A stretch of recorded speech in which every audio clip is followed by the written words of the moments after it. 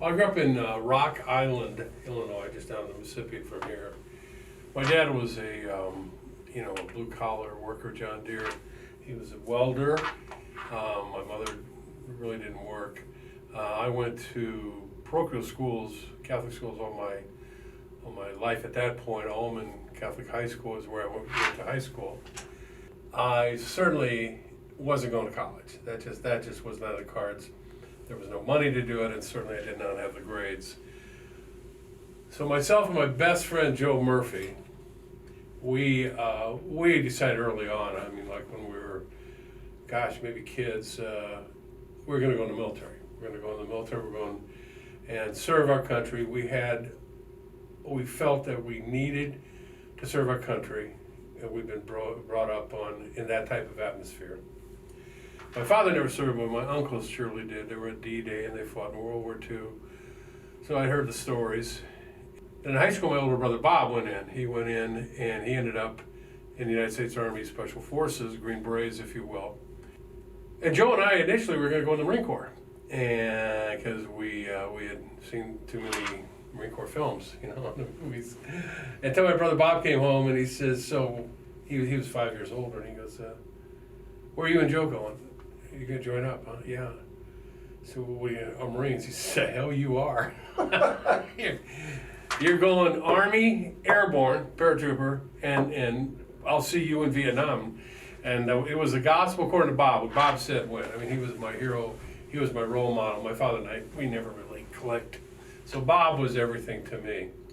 And not only did I want to serve my country, but I had a real sense of adventure. I wanted to, I grew up in this river town. John Deere predominated, the Rock Island Arsenal, blue collar, and which was great and everything. But I wanted more. I wanted to get out of here and go do something I'd never done before. Not necessarily make a career in the military. And jumping out of airplanes seemed like a pretty good start. So I joined. October 3rd, 1966. Went down and shipped us up to Chicago. We were sworn in, and we were headed down to Fort Campbell, Kentucky, because back then, Vietnam, they were conducting basic training, any post that could sustain it. They had a basic training. So we were in Chicago, we were going to Clarksville, Tennessee, Fort Campbell, Kentucky.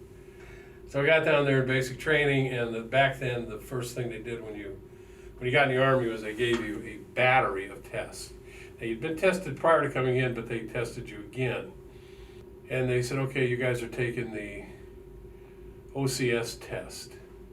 So I went in there, and I really wasn't sure what this was about, and I'd never heard of it. So I took the test. You had to have 115 to pass that test. My score was 115. And I was not thrilled. I was not anything. I was like, oh, okay, so... Well, Joe scored 114. He really wanted this. I didn't want any part of it. So they called us all, and the captain did, the company commander of the basic training, and he said, you 22 men have passed out of like 220 some inductees. You've passed the Iowa County test. You're all going to go to OCS and pick a branch. Keep it simple. Don't get exotic military intelligence. Right? Keep the combat arms, infantry, armor, artillery. Keep it simple. And he talked to everybody was older than me. Everybody. I was 18, barely. And he said, any questions? And I'm in the back room, and I said, sir? And he goes, yes, private. Sir, what if you don't want to go to OCS? And he goes, I have a levy, a mandatory number of people. I have a levy that I need 22 people out of this company to go to OCS. I have 22. You're going to OCS. Any more questions? No, sir. Thank you very much. And that was that. And then I initially went to Armor, Advanced Individual Training, because I had DIs that were tankers. And they, oh man, you don't want to walk. You want to be in a tank and all that. Now again, I'm 18 and I'd never even been close to a tank before. But oh yeah, okay, I guess that's what I want. So I put Armor, Infantry, and like military intelligence is my third choice. And I got Armor. So I went to Fort Knox, home of Armor then, and was going through Armor training as a acting squad leader because they put you in leadership positions then. And I did not want to be an armor officer. I did not want to be a tanker. I wanted to be a ground pounder. I wanted infantry, airborne infantry, and go to Vietnam and see my brother over there. And I'm sitting there, and the guy gets on the microphone. He said, "Gentlemen, I called you out here today because I have some news. May not be the best news, but Armor OCS is filled up. You're all going to infantry." I was the only one there that cheered. Out of several hundred guys, I was the only one there that jumped up. Yay! Oh, whoops, sorry. Oh, I hate this too. Yeah, okay. So off I go to Benning School for Boys, March of 1967. I got to OCS. It was tough. It was tough. Mentally challenging, physically very tough. And they harassed you and they tried to break you to get rid of the weaker ones, as you well know. The weaker ones that could not, would crumble in combat or crumble under stress. And they did a good job. Because we stood out there the first day, there was like 220 of us, I think. 6 platoons. And they said, look to your left, look to your right. The man on your left and the man on your right will not be here on graduation. We will lose half this class. And they were right. We lost half our class. My brother was still in Special Forces, still in training. He was getting ready to go to Vietnam. So they said, where do you want to go once you're commissioned? They had this sheet they passed around. Everybody would write down where they wanted to go and what they wanted to do. And I put 3rd Group Special Forces, 6th Group Special Forces, 5th Group Special Forces, and sent it in. And lo and behold, I got it. I got Special Forces. Went to Bragg, went through the Special Forces Officers Course, which is about 3 months, and it was tough. So from there, of course, I volunteered for Vietnam.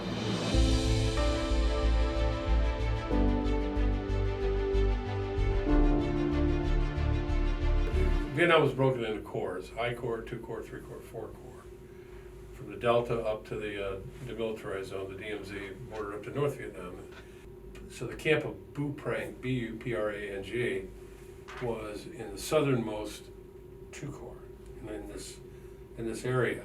And here it was, it sat close to the Cambodian border, and it was one of the places where the Ho Chi Minh Trail came down and then dumped into Vietnam. Everything pointed, all the intelligence, was that the North was coming down, and they were bringing a lot of buddies with them, and they were going to hit the camp of Bù Prang, overrun it, and then move on to Ban Me Thuot. Now, Ban Me Thuot was a provincial capital. Take Ban Me Thuot, and then march to the sea, thereby cutting Vietnam in half, controlling the highways and everything. So around the camp of Bù Prang were 3 fire bases, Annie, Kate, and Susan. These 3 fire bases had 3 artillery pieces on them each, and they had about 27 American crew on each one of them to man the guns. And then you can't be firing your artillery pieces, fire direction control, and doing a good job at that, and fighting off enemy at the same time. So they had a ring around it, a perimeter of mountain yards, the mountain yards that were local to the Special Forces camp. The mountain yards were the native tribesmen of Vietnam. Yes, they were trained, and they were trained well, they were equipped well, but they weren't to the degree that the Mike Force was. I went out with a resupply, the fire base Kate.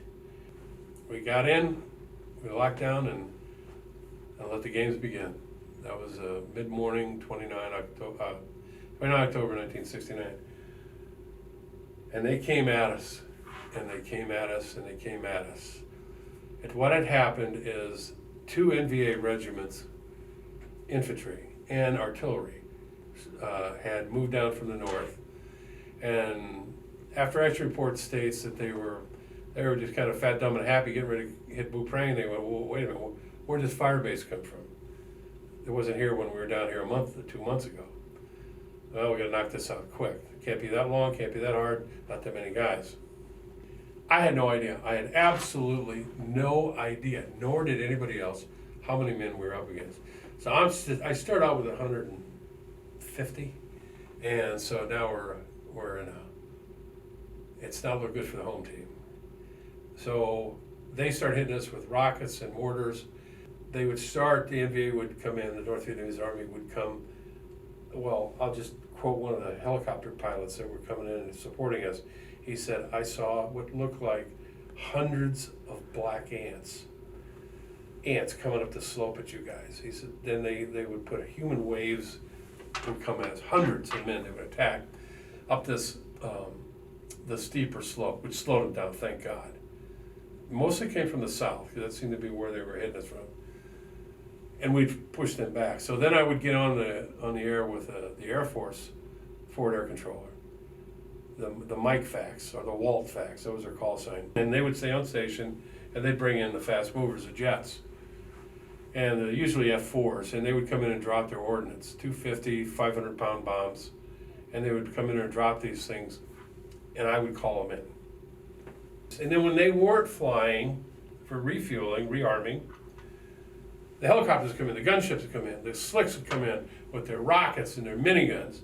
And they would strafe them here, and they were strafing them here, and when the jets weren't flying, the miniguns were in the slicks, the gunships. And when they weren't flying, when they were refueling, they'd hit us again, they'd attack again. And I emptied out my magazine, my 20-round magazine of my CAR 15, collapsible stack M16, we call it CAR 15s, Colt automatic rifles. And a little magazine with strictly red tracers. I'd pull the trigger, boom, boom, boom. I'd send 3 tracer rounds exactly where I wanted that ordnance put in. He said, got it. Flew over, put a white phosphorus rocket in there, marked the spot. The fast movers come in, boom, boom, boom, boom, boom. Perfect. So I went to the other side of the perimeter, and I started doing it. I did about somewhere 2 or 3 times until the NVA called. Didn't take them long. They were like, so now every time I went out there and popped off some rounds, I could just count on it. I was gonna get rockets and recoilless rifles right after me. But it worked tremendously, and it had to be done. But after a while, it really didn't matter where we were putting where I put marker rounds, because we were through 360 getting attacked. So I mean, pretty much it was a free fire zone anywhere they wanted to drop their ordnance. They were going to hit enemy.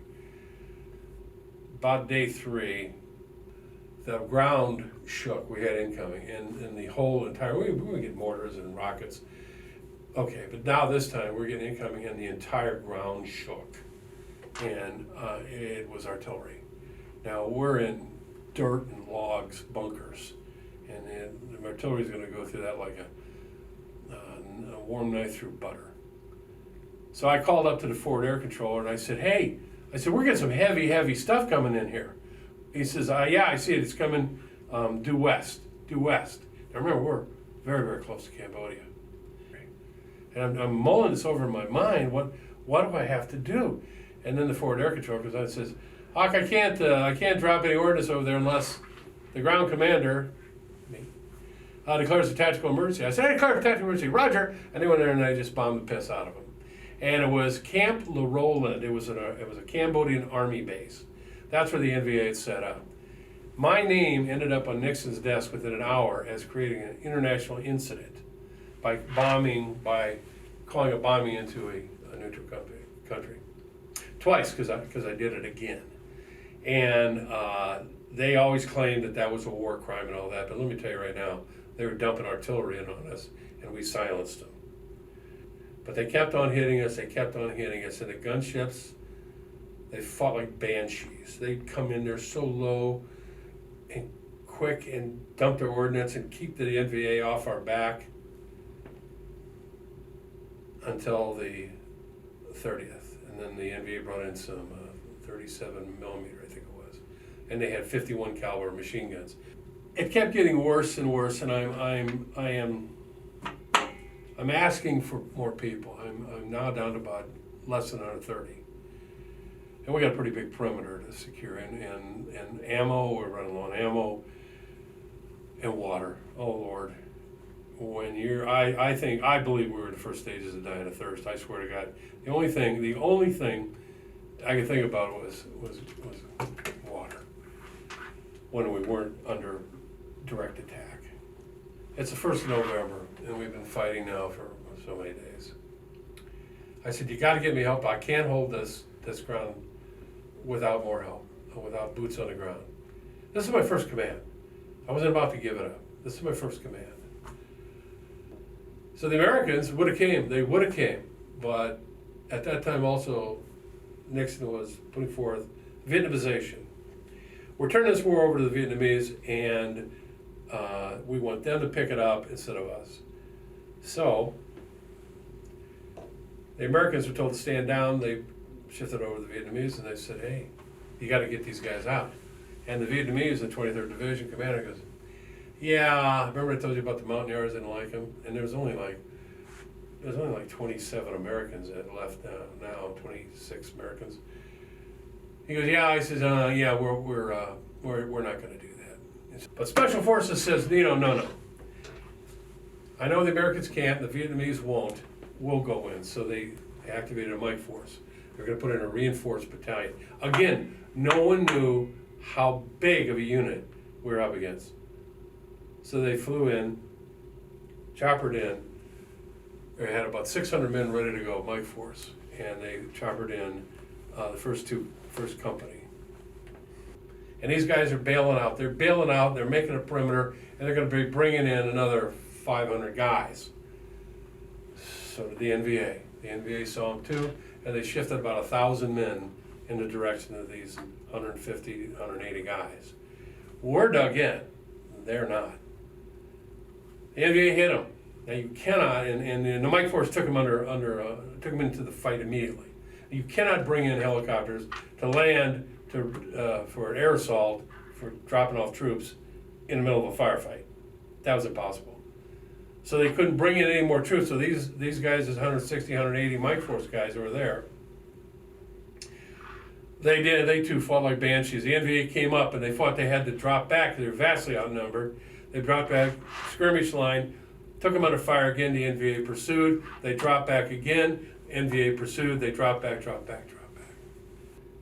That's when I realized that I was just as scared as everybody else was there, and everybody else, we were all scared, and we all knew we were going to die. And the artillery guys were going around telling each other, and say, "Hey, man, if I don't make it out tonight, try and get hold of my mother or my father or my wife or my girlfriend and tell them what happened here." And I was thinking of them. And everybody was saying their goodbyes to each other. And I was scared. God, I was scared. So we started through our own perimeter, headed down the slope to the gap. And somebody set off our trip flare. We hit the ground. Now, I just knew that the NVA was going to be dropping mortars in on us at any moment in time. Any moment in time, it was going to be chaos. It probably burns for 30 seconds, but it seemed like 3 hours. We waited, and then it sputtered out. Up, move. Single file. It's the only way you could move at night in the jungle is single file. You can't have flank security, bit of a point, bit of a rear, but that's it, single file. About 2 o'clock in the morning, we hadn't gone real far, but we had gone quietly. About 2 o'clock in the morning, I kind of had this feeling. I knew that there was this meadow about 80 meters across and then a wood line. And I just, to my calculations and for what I knew and what I was heard, there's a real good chance they're going to be in that wood line. Sergeant Simmons and Sergeant Stevens, the Mike was there. Hawk, where's your men? I said, across that field. He said, get him over here now. We got to get out of here. This place is crawling with NVA. Way bunches of them. Mike Force in the front, Mike Force in the rear, sandwiched us in, and off we go, walking back to the camp of Dubuque. I was completely 100% exhausted and spent. I have very little recollection about that walk back to Dubuque, but the next morning at 11:30 a.m., we walked into the gates of Camp Dubuque. Nobody thought we'd make it, but we did.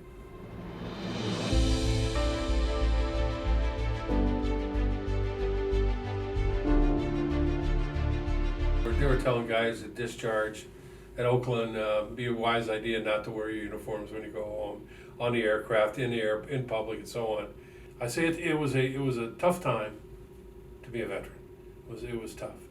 We were portrayed in the media, and in Hollywood and on TV as dopers, baby killers, you name it.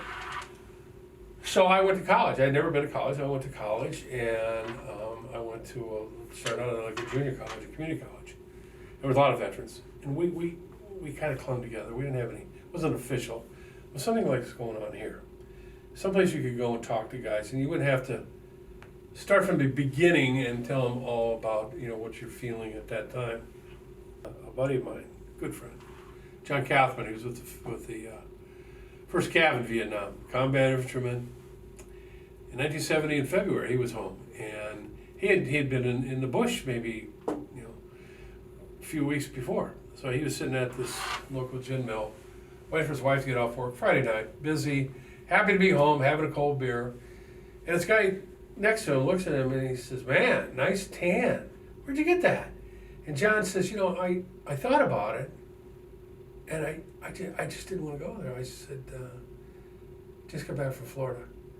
He goes, "Oh yeah, nice tan." He says, "I just didn't want to sit there and have to answer all these questions and do all this stuff."